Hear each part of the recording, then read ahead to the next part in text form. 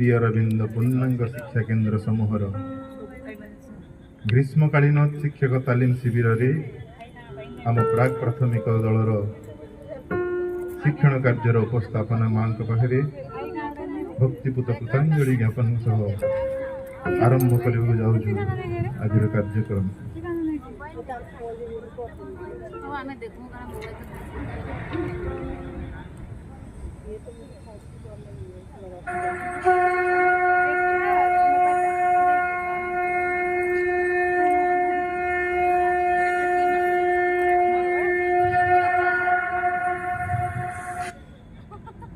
ପ୍ରକୃତିର ଗୋଟିଏ ଊର୍ଦ୍ଧ୍ୱମୁଖୀ କ୍ରମଗତି ଅଛି, ତାହା ପ୍ରଥମେ ପ୍ରସ୍ତର,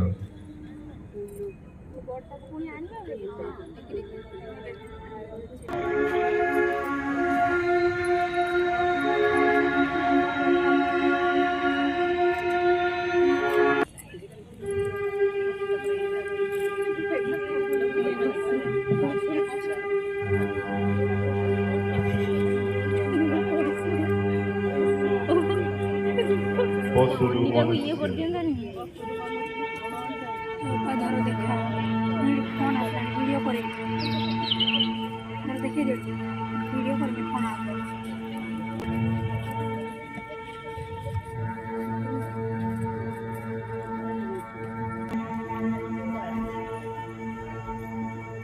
ଆପାତତଃ ଏହି ସୋପାନର ଶେଷ ପାହାଚରେ ମନୁଷ୍ୟ ରହିଛି ବୋଲି ନିଜକୁ ସେ ଏହି ଉନ୍ନତିର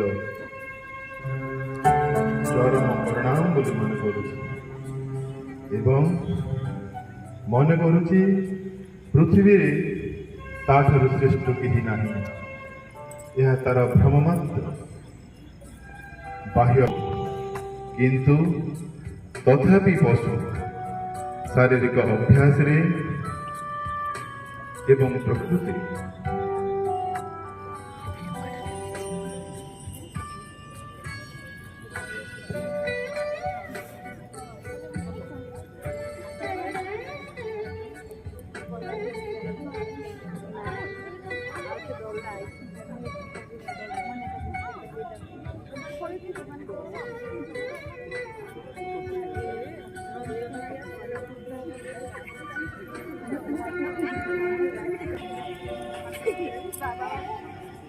ପ୍ରକୃତିର ବିବର୍ତ୍ତନ ସହ ଜୀବନ ଓ ଶିକ୍ଷା ମଧ୍ୟ ବିବର୍ତ୍ତିତ ହୋଇଚାଲିଛି।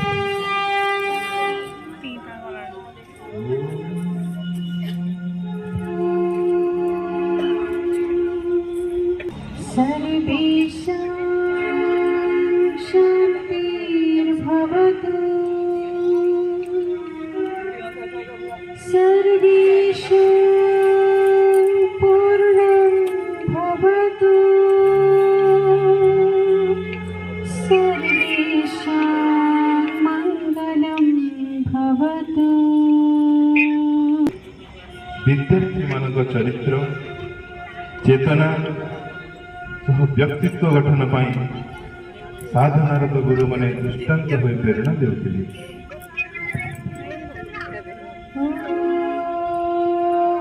ପୂର୍ଣ୍ଣମଦ ପୂର୍ଣ୍ଣମିଦଂ ପୂର୍ଣ୍ଣମେବାବଶିଷ୍ୟତେ ଶାନ୍ତିଃ।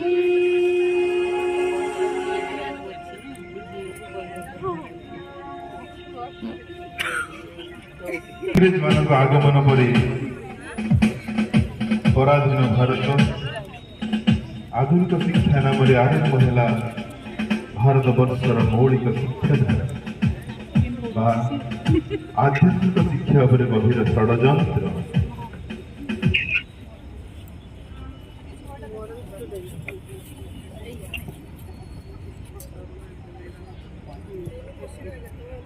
Johnny, Johnny, yes, Papa.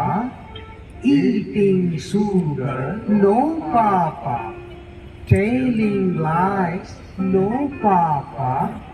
Open your mouth, ha, ha, ha. Johnny, Johnny, yes, Papa. Eating sugar, no, Papa. Telling lies, no, Papa. open your mouth. Ha ha ha. ଶିକ୍ଷାକୁ ଏକ ବ୍ୟବସାୟ ରୂପ ଦେଇ ଅର୍ଥ ପଦବୀ ଓ ସଫଳତାର ଇନ୍ଦ୍ରଜାଲରେ ଭାରତୀୟଙ୍କ ଭିତରୁ ଜାତୀୟତାକୁ ଅପହରଣ କରିନେଲେ।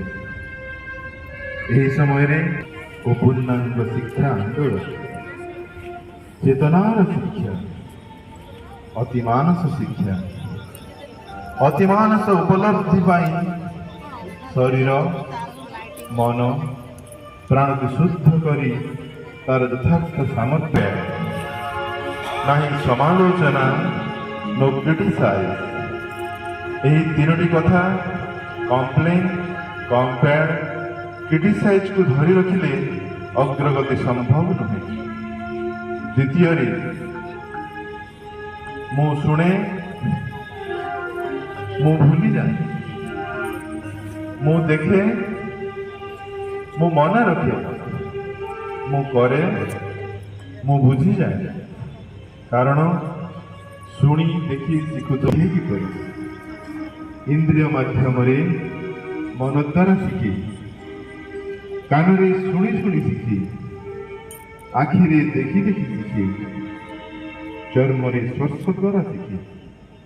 ନାଟିର ଶିଖିବାର ଧାରା କ'ଣ?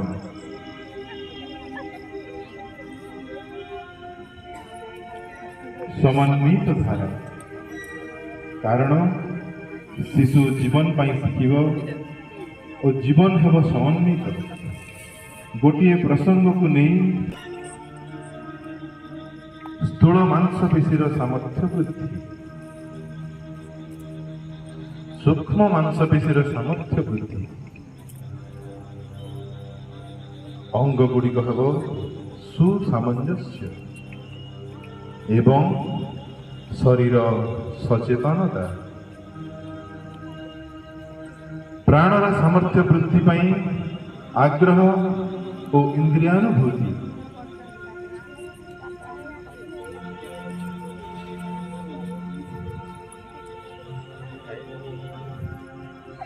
ଶିଶୁର ରୁଚି ଅନୁସାରେ କାମ କଲେ ଆସିବ ଆଗ୍ରହ, ତା ସହ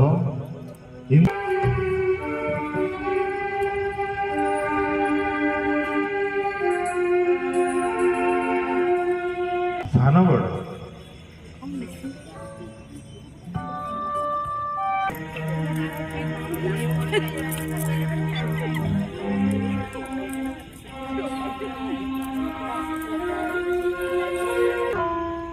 ଏହାର ପରବର୍ତ୍ତୀ କାମ ପ୍ରାଥମିକ ଶ୍ରେଣୀ କର୍ମଶାଳାରେ ଜାଣିପାରିବେ।